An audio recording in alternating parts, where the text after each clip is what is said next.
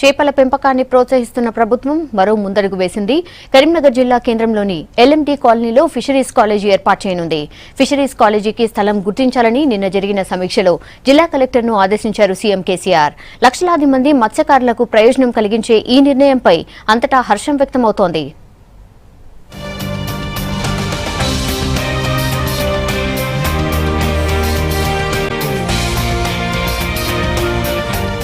రాష్ట్రంలో మత్స్య సంపదను మరింత పెంచేందుకు ప్రభుత్వం తీవ్ర ప్రయత్నాలు చేస్తోంది. ఇందులో భాగంగా రాష్ట్రంలో 2 మత్స్య కళాశాలలు ఏర్పాటు చేయాలని ప్రభుత్వం డిసైడ్ అయింది. ఇందులో ఉత్తర తెలంగాణ నుంచి కరీంనగర్ను ఎంపిక చేశారు. మత్స్యకార సామాజిక వర్గానికి చెందిన రాష్ట్ర మంత్రి ఈటల జిల్లాలో మత్స్య కళాశాల ఏర్పాటుకు తీవ్రంగా కృషి చేశారు. దీంతో పాటు మరో కాలేజీను మహబూబ్ నగర్లో ఏర్పాటు చేయనున్నారు. వచ్చే బడ్జెట్లో ఇందుకు సంబంధించిన నిధులు విడుదల చేయనుంది ప్రభుత్వం.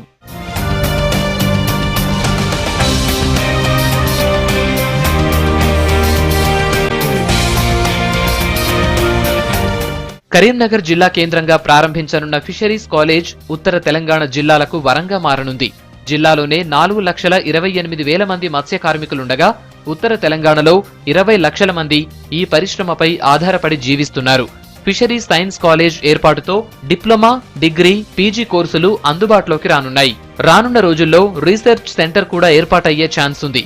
చేపల పరిశ్రమ అభివృద్ధితో పాటు లక్షలాది మందికి ఉపాధి అవకాశాలు వస్తాయని ప్రభుత్వం భావిస్తోంది.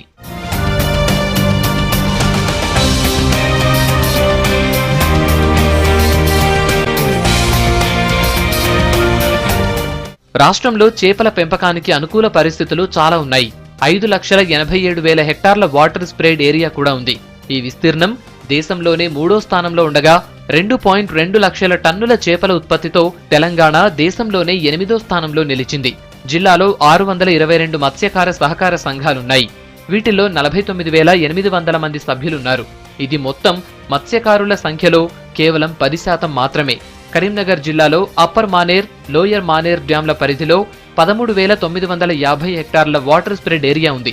616 చెరువులు, గ్రామ పంచాయతీల పరిధిలోని కుంటల్లో 28,000 హెక్టార్ల నీటి ఉపరితల ప్రాంతం ఉంది.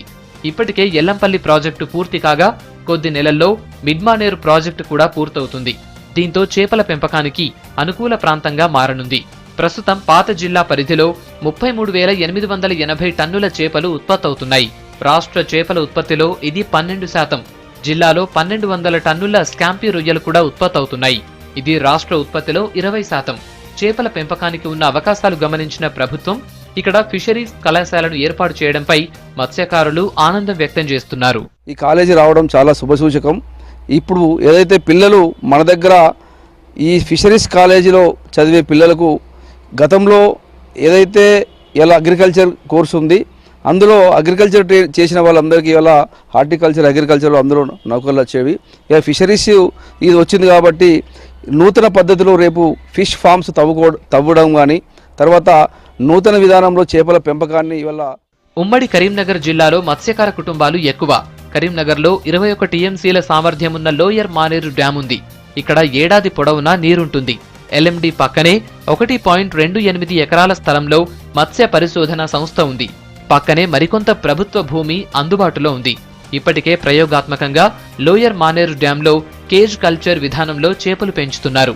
ఈ విధానంలో 3.5 టన్నుల చేపలు పెంచినట్లు మత్స్యకారులు చెబుతున్నారు. కాలేజీ ప్రారంభమైతే బీఎఫ్ఎస్సీ, ఎంఎఫ్ఎస్సీ, డిప్లొమా కోర్సుల్లో విద్యార్థులు చేరే అవకాశం ఉంది.